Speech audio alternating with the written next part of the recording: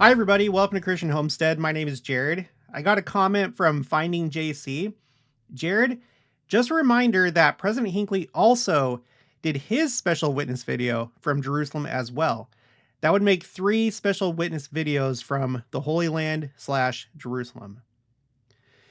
Now, I don't think I ever put that together. I knew that President Hinckley did his special witness video from Jerusalem, but I never thought about the fact that you have President Nelson, you have President Hinckley, that have done it from Jerusalem, from like the BYU Jerusalem Center. And then you have President Holland that did his from the Garden of Gethsemane.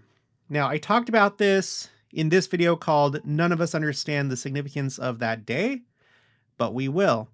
That's something that President Holland said when him and President Nelson went to Jerusalem in 2018 as part of President Nelson's global ministry tour.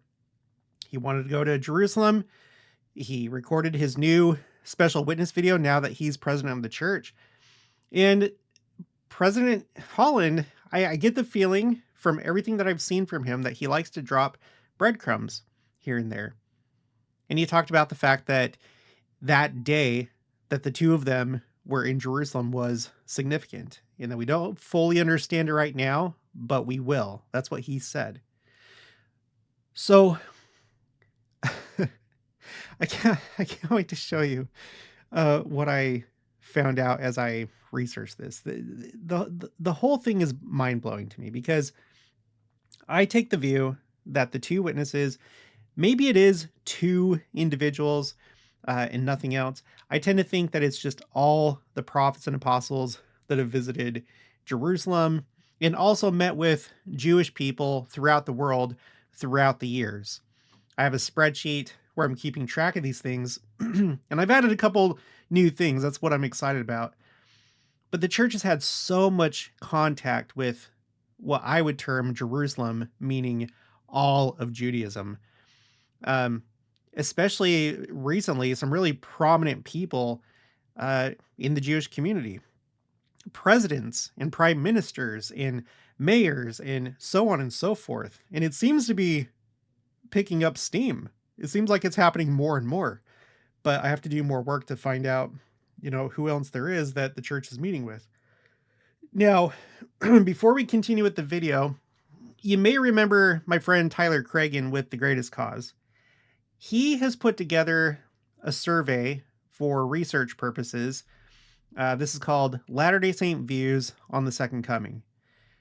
He hasn't been able to continue his channel. He has a job, a full-time job, where he does a lot of photo editing of like video editing, probably photo editing too. But he's just been too busy with that. But he did start a channel, but he's still doing stuff behind the scenes, stuff that I think that you would like. And so if you could do me and him a favor and take this survey, that would be great. I'm going to put a link for it in the description box below. Question 1, do you believe the second coming will happen in your lifetime?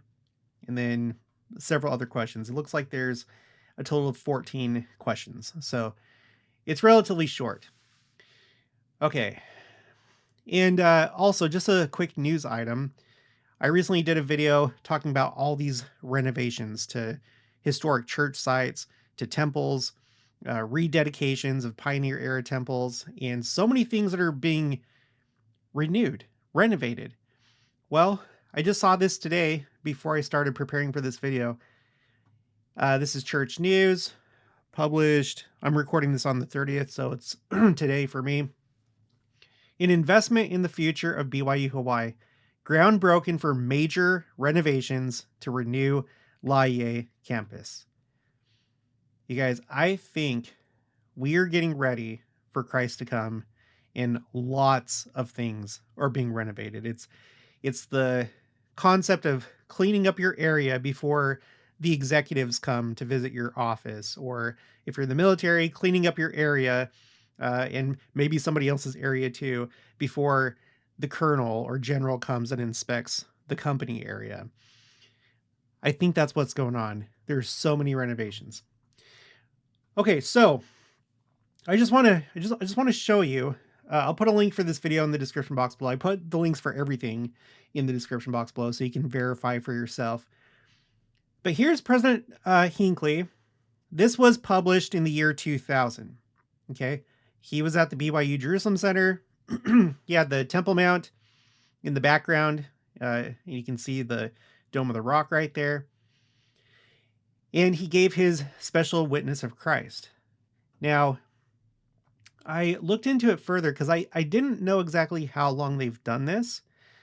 The first time that I remember it personally, because I grew up in the church, the first time I remember it was like when I was in, I'm not sure, like maybe middle school or high school. Well, no, yeah, it would have been high school for me. That's the first time I had seen it, but I wanted to verify. So I went to this church news article, and this is what I found. Along with the release of The Living Christ, the First Presidency in Quorum of the 12 prepared the video Special Witnesses of Christ, which was broadcast between April 2000 General Conference sessions. The hour-long program features the 15 church leaders bearing testimony from various locations around the globe of the Savior's pre-mortal, mortal, and post-mortal ministries.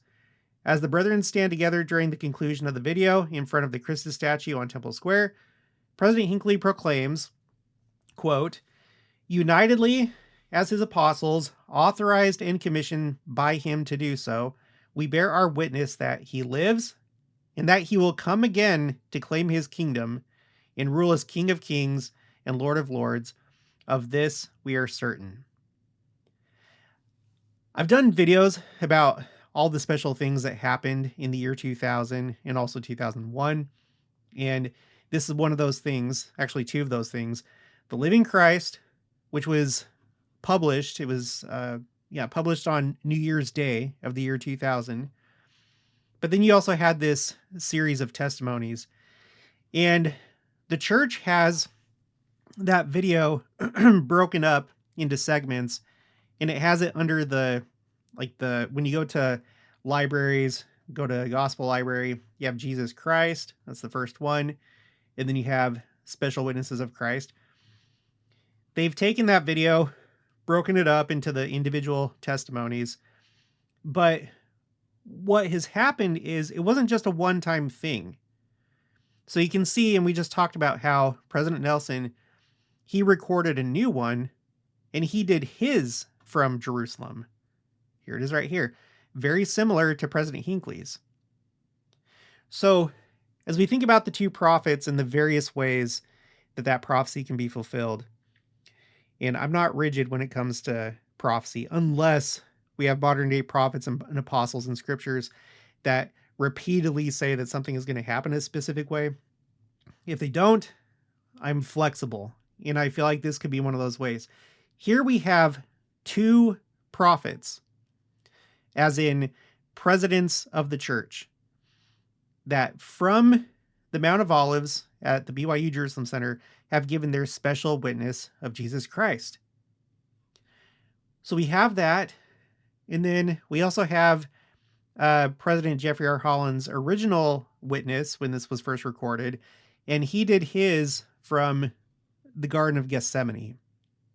And we were just talking about how there's potential that he could become president of the church. The way that the seniority goes is President Nelson is the senior apostle. That's why he's president of the church.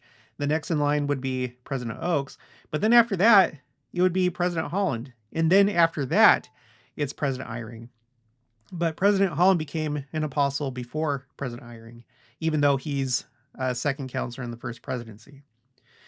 So he did his from the Garden of Gethsemane.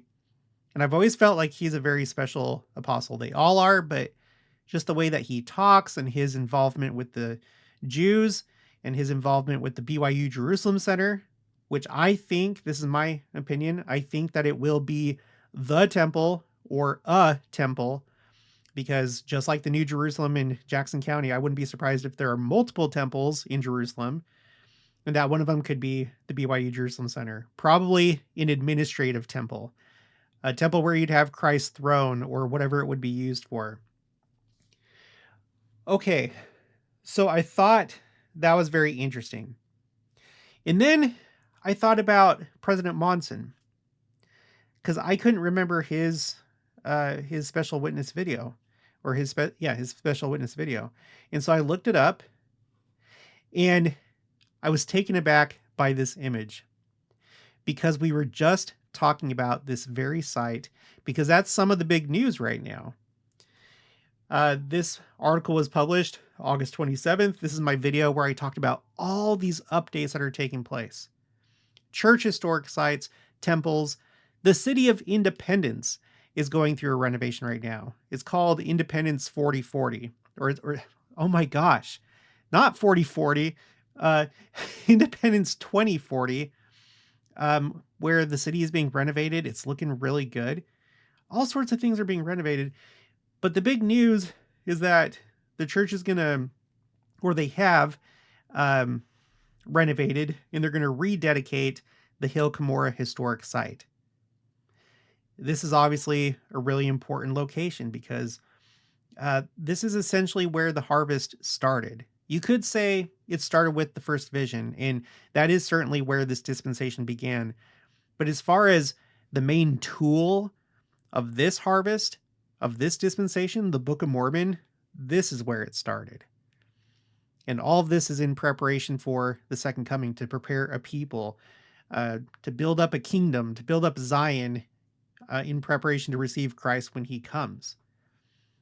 And so you have President Monson when he, I guess this must be the one that he, well, I don't know. I didn't research it that far. I don't know if he did a first one, and then maybe he re-recorded one when he became president of the church. Dang, I should have looked into that. But whatever the case, he did this one from that site.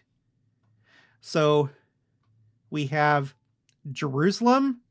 Sorry, let's do it in order.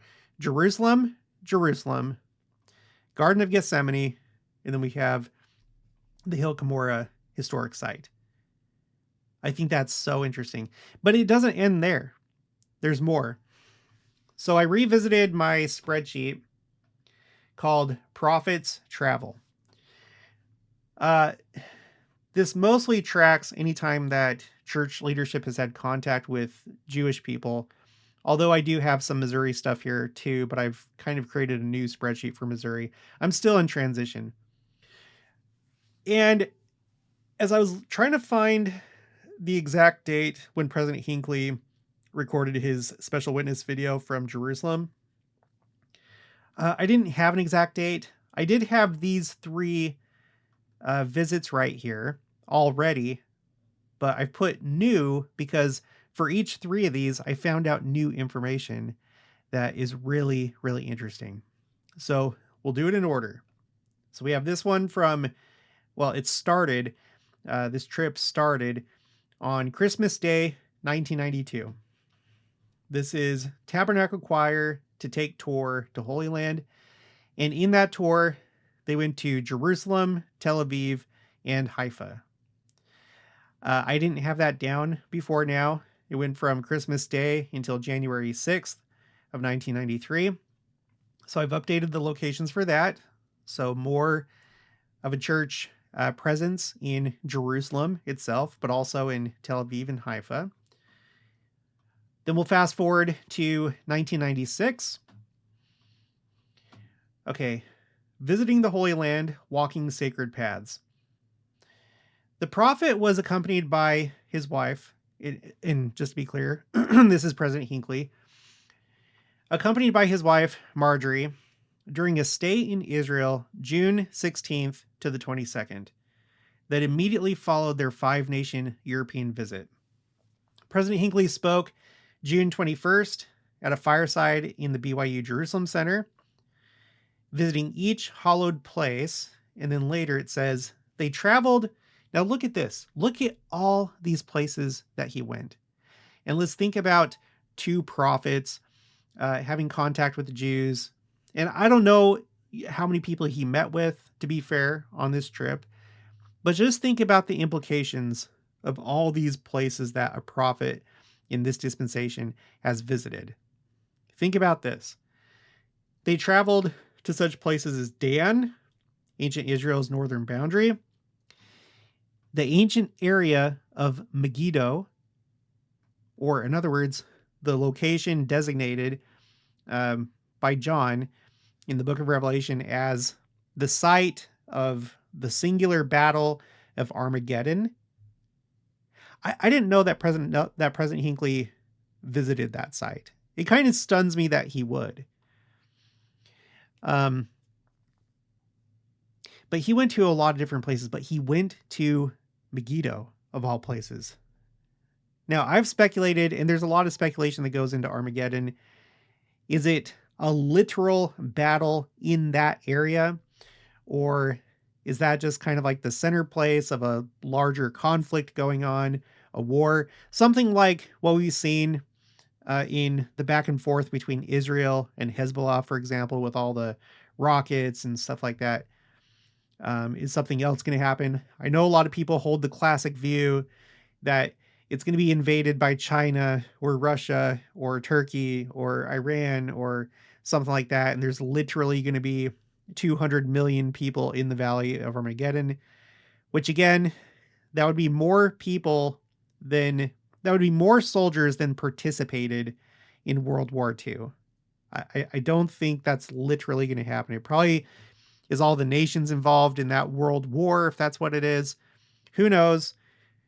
But President Hinckley went there in 1996, just a few years before the turn of the millennium. Also, Nazareth, where Jesus was reared, the Sea of Galilee in Capernaum, sites of many miracles, Mount of Beatitudes, where Jesus gave the Sermon on the Mount, and the River Jordan, where he was baptized. And that's not all. That's a lot of places to visit. In the Jerusalem area, so here we have him in Jerusalem and the surrounding area, President and Sister Hinckley visited the places of the Savior's birth in Bethlehem, shepherds' fields outside Bethlehem, Lazarus' tomb, the old city of Jerusalem. So for those of you that imagine the two prophets preaching in the streets of Jerusalem, I think you would typically think of the old city because, that was essentially Jerusalem at the time of Christ.